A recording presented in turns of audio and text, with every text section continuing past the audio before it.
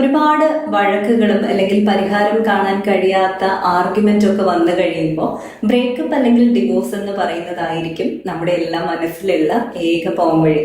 എന്നാൽ മറ്റൊരു പരിഹരിക്കപ്പെടാൻ കഴിയുന്ന ഒരു ബന്ധത്തിലാണോ നിങ്ങളുള്ളത്?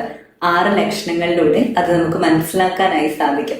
അത്തരം കാര്യങ്ങൾ എന്തൊക്കെയാണ്? നിങ്ങളുടെ ബന്ധം ഇത്തരത്തിൽ വഴക്കുകളുള്ള അല്ലെങ്കിൽ വളരെയധികം ഹാർഡായിട്ടുള്ള കോൺവെർസേഷൻസ് മാത്രം ഗോ ത്രൂ ചെയ്യുന്ന ഒരു സ്റ്റേജിലാണെങ്കിൽ ഉറപ്പായും ഈ ഒരു വീഡിയോ ശ്രദ്ധിച്ചു കഴിഞ്ഞാൽ കുറേയൊക്കെ കാര്യങ്ങൾ നിങ്ങൾക്ക് മനസ്സിലാക്കാനായിട്ട് സാധിക്കും കേട്ടോ. നമസ്കാരം, ഞാൻ Vidya Nair, holistic mental wellbeing practitioner, relationship കോച്ചാണ്, ഇമോഷണൽ വെൽബീയിങ് സ്പെഷ്യലിസ്റ്റുമാണ്. ട്രാൻസ്പെയർ എന്ന് പറയുന്ന ഞങ്ങളുടെ ഇൻസ്റ്റിറ്റ്യൂട്ടിൽ direct and online sessions available ആണ്. വിഷയത്തിലേക്ക് തന്നെ നമുക്ക് വരാം അല്ലെ.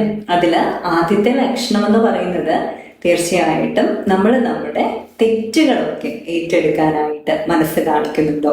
ഞാൻ ചെയ്ത മിസ്റ്റേക്സ് എന്താണെന്ന് എനിക്ക് പറഞ്ഞ് മനസ്സിലാക്കി തരൂ, അത് അംഗീകരിക്കാൻ ഞാൻ തയ്യാറാണ്, എനിക്കത് തിരുത്താനുള്ള അവസരം തരൂ എന്നൊരു മാനസികാവസ്ഥയിലാണ് നിങ്ങൾ നിൽക്കുന്നതെങ്കിൽ നിങ്ങൾ അടിപൊളിയാണ്, പരിഹരിച്ചെടുക്കാൻ സാധിക്കുന്ന ബന്ധത്തിലാണ്.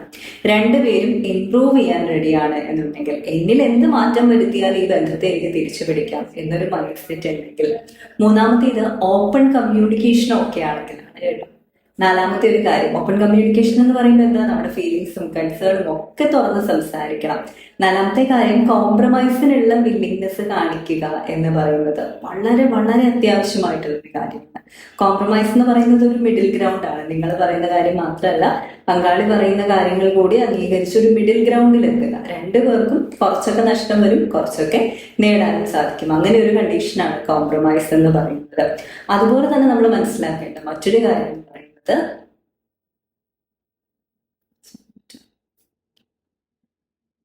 പ്രോഗ്രസ് ഓവർ ടൈം ഉണ്ടാവും. അതായത് കുറച്ചധികം നാൾ വഴക്കാണെങ്കിൽ പോലും കുറേയൊക്കെ മാറ്റങ്ങൾ നിങ്ങൾക്ക് തന്നെ പ്രകടമായി കാണാൻ സാധിക്കുന്ന തരത്തിലുള്ള ഒരു ബന്ധത്തിലാണ് നിൽക്കുന്നത്. എന്നാൽ അവസാനത്തേത് വളരെയധികം നിർണായകമായിട്ടുള്ള ഒരു കാര്യമാണ്. ഇത്രയും ഒക്കെ വഴക്കുകൾ നടന്നു, ഒരുപാട് പ്രശ്നങ്ങൾ ഉണ്ടായി, എന്നാൽ പോലും ഒരു ഇമോഷണൽ കണക്ഷൻ, ഒരു ഇമോഷണൽ ഇന്റിമസി നിങ്ങളുടെ മനസ്സിലുണ്ടെങ്കിൽ ആ ബന്ധത്തെ വിട്ട് കളയരുത്. പരിഹരിച്ചെടുക്കാവുന്ന പ്രശ്നങ്ങളെ നിങ്ങൾക്കിടയിലുള്ളൂ എന്നുള്ളതിന്റെ സൂചനകളാണ് ഈ കാണുന്നതെല്ലാം. ഈ 6 ലക്ഷണങ്ങൾ നിങ്ങളുടെ ബന്ധത്തിലുണ്ടെങ്കിൽ, ഇപ്പോൾ നിങ്ങൾ വഴക്കടിച്ചു കൊണ്ടിരിക്കുകയാണെങ്കിൽ അത് താൽക്കാലികം മാത്രമെന്ന തിരിച്ചറിവ് നിങ്ങൾക്കുണ്ടാകട്ടെ. അതിന് ഈ വീഡിയോ ഉപകരിക്കട്ടെ. നന്ദി.